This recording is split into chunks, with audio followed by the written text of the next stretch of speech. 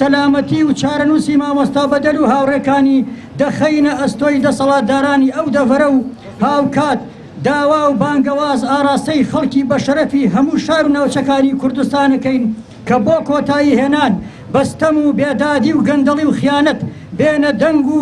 چیتر لەم دەسەڵاتە قبول نەکەن کە یاری بە چارەنووسمان بکات و ڕۆژ بە ڕۆژ خەڵک و خاک و ئەزمونونەکەمان بەرەو هەڵدێر و چارەنووسی نادیار بێت. یەک خەبات و تێکۆشانی مەدەنی و ئاشتیانەی دوور لە تند و تیژی بەڵام بە نەفەسی درێژ و بێماندوو بوون.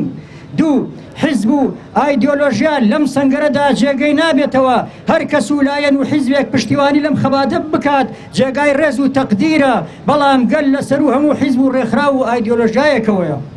سێ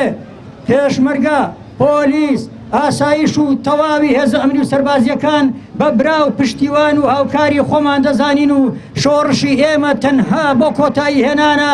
بەم دەسەڵاتە گەندەڵەی هەرێم کە سەرچاوە و هۆکاری هەموو قەیران و کێشە و نەهامەتیەکانمانە.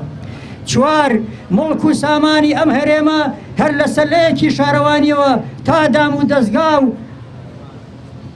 فەرمانگەکانی حکوومەت لە بنکە و بارەگای حیزبەکانەوە تا کۆشک و تەلار و مەزرعە و کۆمپانیاکانی بەرپرسان هەمووی مڵکی گشتیە و پاراستنی ئەرکی سەرشانی هەر هەمومانە چونکە دوجار گەلەکەمان خۆی خاوەنی ڕاستەقینەی هەموو سامان و خاکی ئەم هەرێمەیە.